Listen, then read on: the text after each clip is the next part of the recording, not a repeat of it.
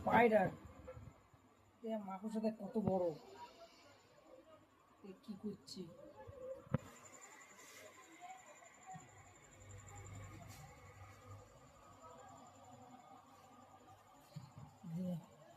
কত বড় মাকড়সা!